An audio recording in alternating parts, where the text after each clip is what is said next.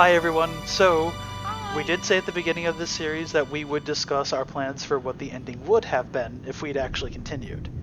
And I think it's high time that we reveal to the viewers what it might have been. I think it would be good to do what the final plan relatively was, and then some of the other things we had originally come up with. Okay. Yes. Okay. Yeah, that sounds good. So, Agreed. just for a little bit of background information, in the last episodes of our journey, our group had been fractured into several smaller groups. The real Ardwick and Sugar were en route to this airship because we had believed, according to the information that the computer in the vault had provided to us, that Someone let me idiot. What? What's going on? get it over here, mister. So broke two windows. Oh, I'm going stir crazy. Broke windows in a way that Okay. Sideways. Okay, so Myself in half. okay, so let me get back to this to the plot sorry. because people have been waiting a very long time for this. And this So- is why things never finished. Wait, hold on. So here's the plot here's where we currently were. The real Ardwick and Sugar were en route to this airship in a flying elevator from the vault. They were coming here to confront Clink because they had believed that Clink was the one responsible for the destruction of the industrial village. Meanwhile, Clink and Kaidon were here guarding the ship, while their friends Donovan and Grey Chapel were out investigating a lead of their own. According to Evil Seer's sales records, they had come to the conclusion that the real Ardwick was the one who had destroyed the village. Unknown to all major parties, it was not the real Clink at all who had destroyed the village, but his evil nether doppelganger, Clunk, who worked for Evil Seers and had somehow pushed the button. Click, click. Hello, this is a pre-recorded message. Thank you for activating the self-destruct Nature 3007 Village Nuclear Self-Destruct Device. Right, it's if you- nuclear, not nuclear. But you're lucky I'm even installing this damn thing in the village. Art would kill me if he knew about this. Anyways, you know that if you self-destruct buttons are important. shut up, I have limited time on this thing. Anyways, if you would like to continue the operation of destroying / vaporizing the entire village, please press the button again. Oh boy, destroying and vaporizing, it's like a 2-for-1 deal. I got one at Evil Seers. Click, click. Thank you for activating the village destruction / vaporization device. This console will now self-destruct. Have a nice day. I won! Now, Clunk and many of the doppelgangers were there specifically because Robo Ardwick in Industrial Village had been tricked by Exotria into believing that his friends had all betrayed him and left him for dead and replaced him with a robot. Feeling betrayed by his friends, he had set off in his own pants to destroy the village. However, for reasons unknown, Robo Ardwick disappeared, along with Brendan, deep underground for an entire year. Ow! What the? Hi, follow me. The Romans are back. Come on. At that point in the story, XComp, a scientist from who had been hanging out in the Nether, had worked his way over to the vault with a book that had Exo trapped in it. They had managed to secure Exo, or so they thought, into the vault in one of the labs, hoping they would never have to worry about him again. And XComp, deciding to investigate the potential findings of Robo Ardwick in the vault, ventured deep into it and entered a virtual reality pod. There he had discovered that Robo Ardwick had in fact been in there the entire year, along with Brendan, BCD, who was keeping him in check.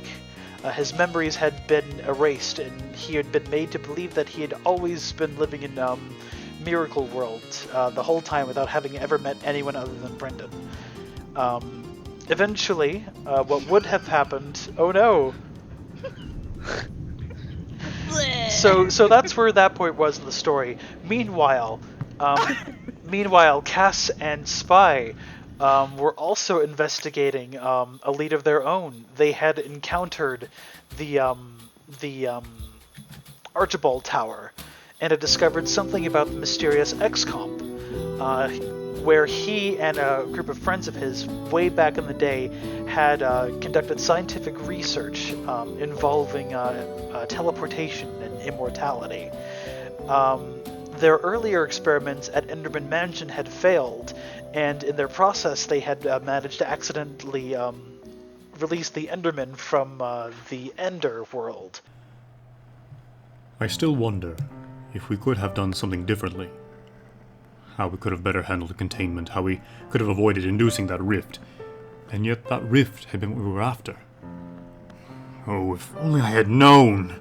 The survivors of that incident, including XComp and one of his friends named Dr. George Bumbles, were to set up experiments in the Archibald Memorial Tower and ultimately try to achieve their final goals, which was to create immortality, a land in which nobody could die but instead respawn in their beds.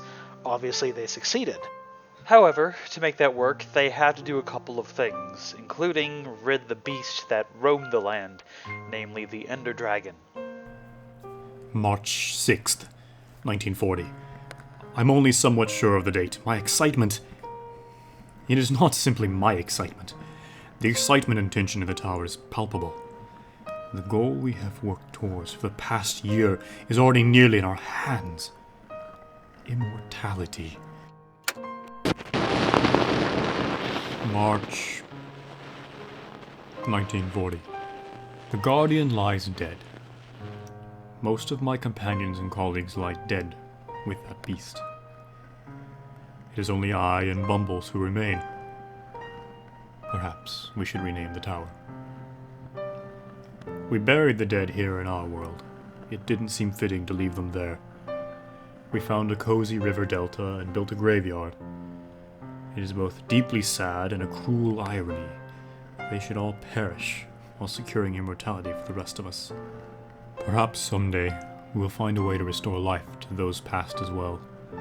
If death can be beaten, perhaps it can be completely defeated as well. March 21st, 1940. I managed to establish the date once more. It seemed important for some reason. Perhaps because I'm the only one left to remember it. In the tower, at any rate. Bumbles and I had found the end curiously devoid of Enderman. A resident Enderman doesn't know, though he prefers the tower attic, so perhaps it's a natural thing. Curious to have the power to go anywhere, but a strong natural desire to stay where they are. I do not think he will go with me. I suppose I should have started this entry with great success. Humanity is immortal. But it doesn't seem to match my current mood. In our hour of triumph, even poor Bumbles perished. While activating the machine, he suffered some injury and was launched into the darkness below the island in the end. The machine did not seem to fully activate until too late, and Bumbles did not reappear, nor could I call him. My last companion is gone. The last of the 100 scientists who set out on this endeavor. 20 years ago, it all felt so lofty. Now it has come to fruition, and only I am here to see it. I'm not certain where I shall go, but I am going. I shall travel the world and study them. Perhaps it will temper me, and I can see the goodness of what we have wrought. Perhaps I can atone. Time will tell what I shall find, and I have nothing now but time.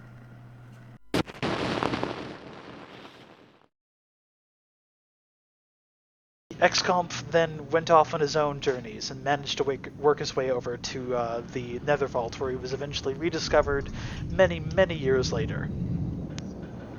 So that brings us up to the current stage of the plot.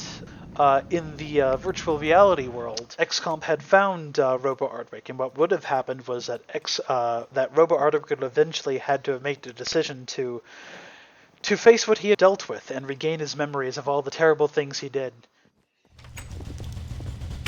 Yes, this was my room. I remember now. I remember living life in a village until one day when I woke up in a bed, and this was that chamber.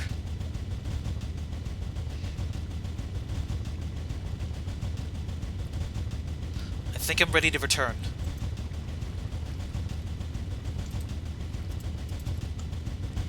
Okay.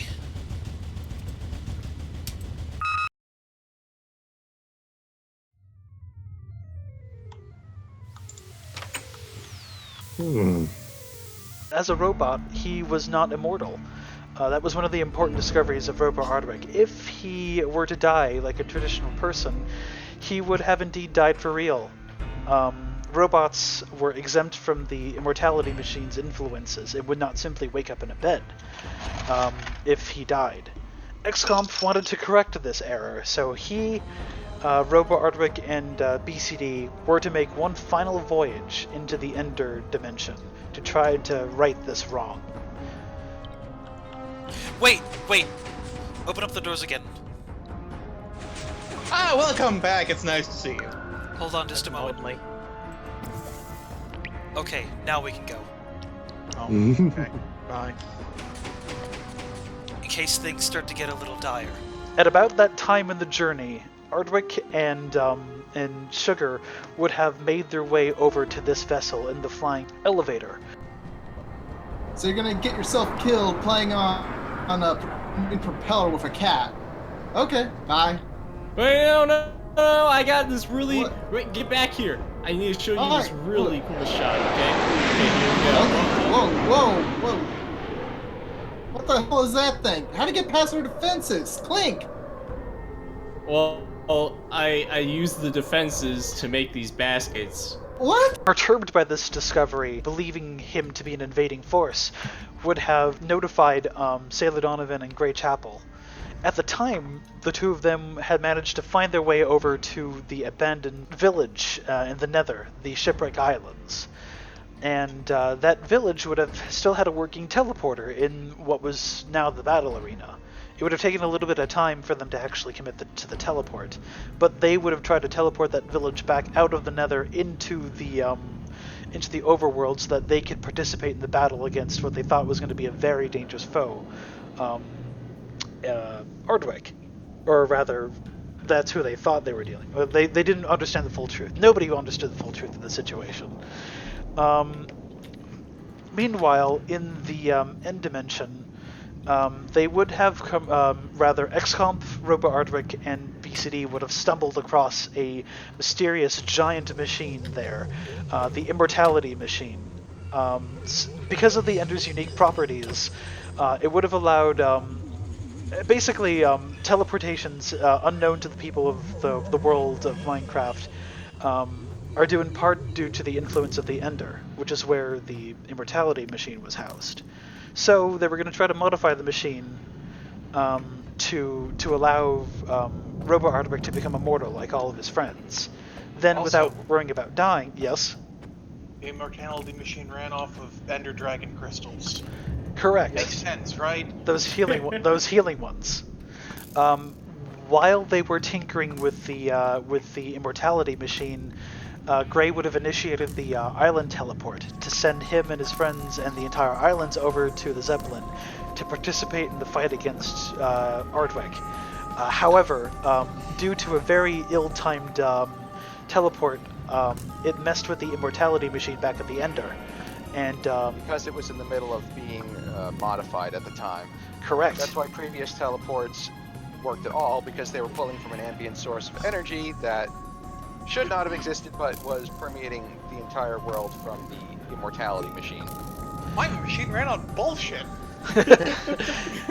Needless to say, when that teleport was initiated at exactly the wrong moment, the machine was destroyed, the Immortality Machine, and unknown to everybody in the Minecraft world, everybody was now mortal. The teleport did complete, however, sending the village into another teleporter accident. The village would have merged with the Zeppelin to become a horrific kind of mess. A horrific mess of Zeppelin Islands. Spy and Cass, meanwhile, would have been in the vicinity of the Forgotten Islands, and would have also. And because. Sorry, No, it's okay. Go on. I was just gonna say, We were actually, that was the part that we were starting to film, was us finding Forgotten Islands, I'm pretty sure. All right, and that is just a hop, skip, and jump. Now, this 10 is out of 10 landing. Right, Cass? yeah, pretty sweet. How am I gonna go? Oh, right, I have these. Wait, Cass, is that an ender pearl? Yeah, why? You know those are unstable, right? It should be fine. No, Cass. Oh, God. Oh, my God. That is so close. Please never do that again. Those islands still had a teleportation unit receiver from back in the days of Village Madness when we were teleporting the old village around. As a result of that situation, they too would have been teleported over to the Zeppelin.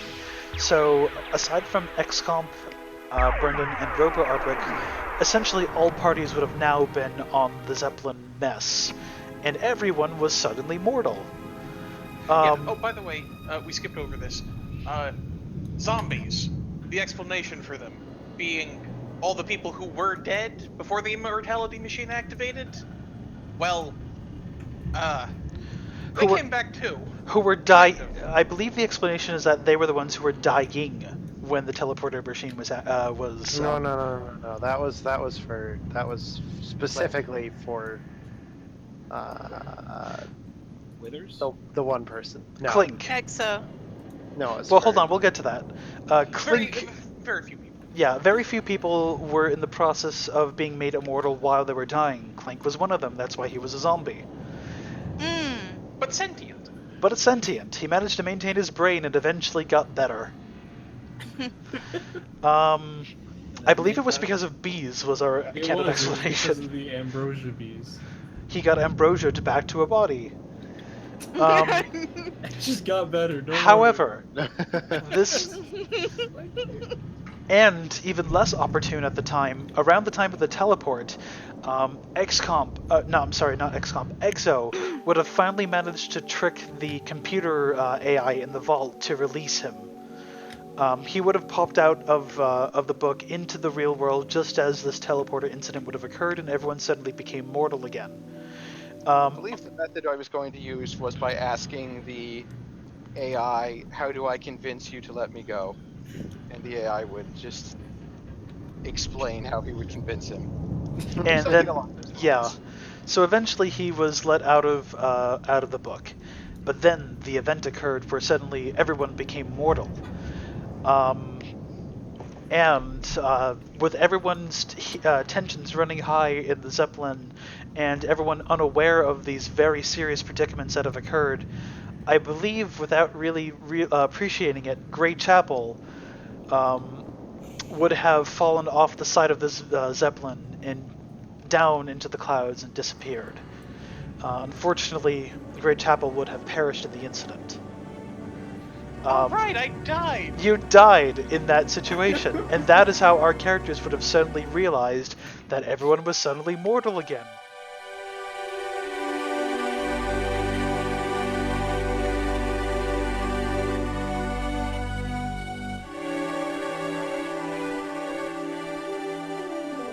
Oh, he'll just respawn. But he never does. In fact, Grey Chapel disappears. Everyone is terrified by these recent events, and in an effort to keep ourselves safe, we hastily flew the ship over to the vault in an attempt to find the safest place in the world where we could hide and regain our senses. Of course, the vault had a nuclear reactor, so in an effort to keep ourselves safe, we shut down the reactor, and unfortunately most of the vault's functions also shut down as well. But our group very quickly decided that we needed a Grey Chapel in our lives. So, like Robo Ardwick before him, Grey Chapel was rebuilt as a robot. In fact, that is why your computer. No, I like the way I do because I made this skin one day. I was like, I like how this looks. I'm gonna start using it. And then we turned it into the plot. Good job. Yeah, Indeed. Yeah, that's how all of our plot. So a Robo Chapel would have been turned into the mythical Grey Chip. So I believe yes. So great. So I believe the idea was that we were going to take the computer AI and put it into a Great Chapel robot body, and we would suddenly have a Grey chip, and that is who this would have been. Now, the situation at hand was that we were Don't even. was that Exo was also in the vault too. But arrival upon the vault would have revealed an interesting tidbit about Exo. Exo would seem to slowly be dying. Now that the immortality machine was no longer functioning, Exo, for whatever reason, was slowly starting to die before us, which left us with a conundrum of what do we do with him. Meanwhile, in the end dimension, XComp, BCD, and RoboArdric were still there, and they were trying to fix the machine, understanding the consequences of just how serious it was if everyone was suddenly mortal again, especially if nobody in the real world realized this. And then from there, I forget ultimately how we decided to do this, but we were going to reveal that Exo had intimate knowledge of the machine, of the immortality machine, because the people in the vault were going to discover that Exo was indeed XCOM's old research buddy named George Bumbles. He was at one point a living man, a researcher, a very intelligent fellow. In his efforts to secure immortality for humankind, he unfortunately fell into the void as he was being made immortal, and the void messed with his mind and turned him blue and evil. Well, I was suffocating. But that is the origin story of Exo. He was a researcher who was dying as he was Wasn't becoming there immortal. like a chip out of his head, and they were going to say he had a portal in his head? Yes, to the Nether. But I don't think we ever actually did anything with that. Inevitably, I believe the plot would have been that the main members of the people in the vault would have to have trusted Exo and safely delivered him over to the end dimension, where he and XComp together and RoboArdric would have been able to restore the immortality machine and set right what was once wrong. Well, the key detail there was that historically, when XComp and his buddies had all defeated the Ender Dragon originally, they had managed to preserve a little bit of a few of the Ender crystals, and those got blown up when the teleport overload happened. But I believe it was Cassin Spy who found like a little bitty Ender crystal. Yes. In that little hidden room in the tower. Oh. Well, that's weird. Looks like an ender pearl. Quite the same. I'll take it and look at it later. Let's see what's in here. Yeah. And that crystal would have been the key to solving everything. The two of them with that crystal would have been able to eventually... They needed to get that into the immortality machine in the Ender dimension. And when they did that... And from there, they would have been able to finally fix the thing. They needed Exo's expertise, though, to help put it all together again, because the thing was so thoroughly damaged that they needed somebody who knew how the machine worked. Exo and XComp working together once again. With a little bit of help from RoboArdric, who helped ultimately... I believe RoboArdric wound up having to sacrifice himself for this machine, too. Like, the machine that needed some, like, I believe it was artificial intelligence or something, and he would have been integrated into the machine as a final piece of the machine. And with that, the machine would have been restored, and indeed Exo, I believe Exo was going to be restored to his human form at the end of all of it. Yeah, did you ever make a skin for that? I believe I did, actually. Oh, I'd kind of like to see that at some point. I might have that available at some point. So, with that set, and Exo restored to his sanity, he and XComp would have kind of rejoined one another, and then all, I guess, would have been right with the world.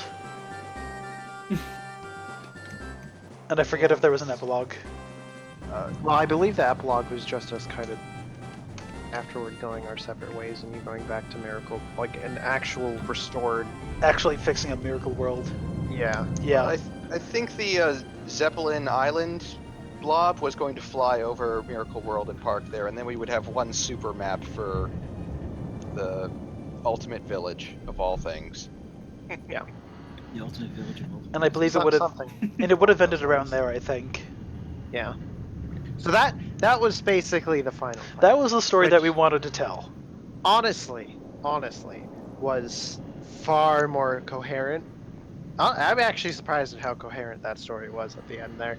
Yeah. Because let me tell you, people's listening in on this YouTube video. And then oh boy, did we have some funky things we were going to be doing. There were. Wait, hold on. There were a couple of last things that I didn't mention. There were a couple of other characters that I don't think I had mentioned. So Friendeman and Chuck were law enforcement buddy cops, I believe, in our current story, and they were ultimately going to investigate who was blowing up evil Sears buildings. It was actually Donovan and Greychapel, but because earlier on Random Brawler and Jay stole their airship, they would have gotten blamed. They were gonna have a little side thing. Yeah, they would have gotten blamed for the whole thing and arrested. And I don't think That sounds like something that would happen to Jay. Oh, poor Jay. And I don't think we actually had plot for them after that point, so that might have been what happened to them. I'm sure we would have figured something out. And Nap, I don't remember what we were gonna do with Nap. I don't know too, because I remember this was all happening when I was leaving for college. So yeah. There were still some holes in the thing, and we were going to work in people as we needed to, or as they were available, and including Sugar, because she kind of. Yeah, I went like constant pacifist. disappeared. No, wait, Sugar was with. Sugar was with Ardwick. Yeah, she was. That's right. Sorry. I think it was gonna be something along the lines of like I told you guys if I never show up, just say I left for NAPCO or something like that. Oh right, you started your own company somewhere. Yeah, that's why I think that's why I have a suit on my skin right now for some reason. Yeah. Oh, I thought you were like John Wick or something. All right, so with all that being said, Exo, you had something to say. The masks that were turning up throughout everything in various places, and the mysterious record that was found on that sinking boat. The masks were used sort of the way pumpkins are used to make sure that Endermen do not get angry at you, because this was being used by XCOM's research team in the end. So that's what those masks were. The boat was used by one researcher who wandered off and died somewhere. Yeah, the driftwood boat. I believe the story was that when XCOM's research team was dwindling down to a select few people, they were trying their best to preserve their records, and one of their researchers took a boat out with their records. The researcher disappeared or died under mysterious circumstances. The record that was on that ship, the broken one with the horrible noises, I believe our canon answer for that was going to be that was a record of what happened to one of the scientists in the End Dimension while they were doing some research on the machine. Ah. And I mean, there was the Ender Dragon. Yeah. But yeah. Which they killed, and I think part of that record was the Ender Dragon going after someone. Yeah. That person did not survive. And then the temple, I think, was another instance of a switch going on. The temple was the entrance to the End Dimension. The temple was actually, we were going to reveal it on Jungle Island. That was going to be a stronghold, which would have been turned into a research base for XComp and his pals. That's how they would have gotten in and out of the End Dimension, and that is where Robo Ardwick, XComp, and Brendan would have gone to if the adventure had continued. Yeah. Any other loose ends? Well, I know speaking of like holes and ends and stuff, I think one of the ways that we were thinking of not necessarily ending it, but just kind of keeping things going, where we could do episodes every once in a while, is part of my story with the whole digging thing and like showing up in places I wasn't supposed to be, is that I was sort of like caught out of time or something like that. Not necessarily time, but caught out of like dimension, I guess, because of some weird thing.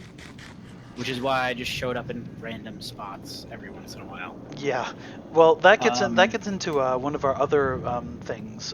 We were originally considering an alternate ending scenario, where when the immortality machine was broken, instead of it simply causing everyone to become mortal again, our idea was going to be that the immortality machine broke so thoroughly that it fractured reality itself, and then we would have had like 20 different alternate ending videos, all of which would have been. And it would have been fractured, Matt. Was there ever any explanation for Matt, or is that just something? No, he's just he's Matt. Yeah, Matt is Matt. Yeah, there is no explanation for Matt. He simply is. It's just Matt. One does not explain Matt. Matt happens to you. Oh my gosh.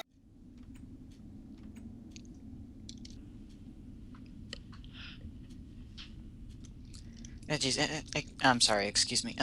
Listen, I'm sorry. I know you're a guest here. Well, sort of. Can you take care of that?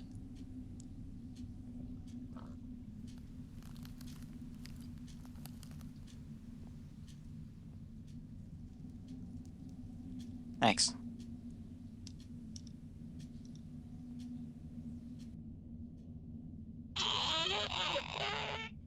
So But yeah, anyway. our final idea for the ending would have been that there would have been like 20 different separate endings, one for each of our characters, who would have been basically trapped in different dimensions. Not trapped in different dimensions, but the timeline would have split in so many different ways. And Brennan would be in all of them. And Brennan would have been. Well, the idea was that Brennan would have been inside of the immortality machine when it broke, so that he would have been actually broken into all these other different realities to see them all. Brendan's? Retroactively, even. Indeed. Yeah, and I think that was one of the reasons, or I think one of my favorite ideas for how to end it for like the very last video that I would be in would be reshooting it, reshooting a section of each of the first time alternate. time that I showed up. I'm just underneath the spawn house, just kind of randomly, and it would have just been like I pop out of a door that then disintegrates, and then I'm just there, and I'm like, oh shit, you guys are here already? But what? Because that's basically what I said the first time I saw you. But we should discuss our alternate reality endings. That was BCD's. There was the Nether counterparts ending, which tied into the time travel storyline. I made a skin for that. Oh, and I was supposed to be basically Yeah, insane because I could. What was it? Spoo the slug?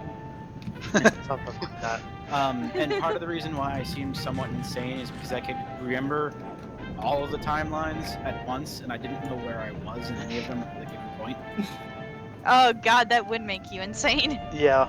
So I had to get my bearings and then figure out what was going on every single time I existed, essentially. Yeah. There was another ending, I think, where another time loopy situation where Exo would have simply been able to walk out of his prison and wind up in Miracle World when Artwork first came about, and he would have revealed it to be a closed time loop. Actually, remember the forest door in the bottom of the tower? Yeah.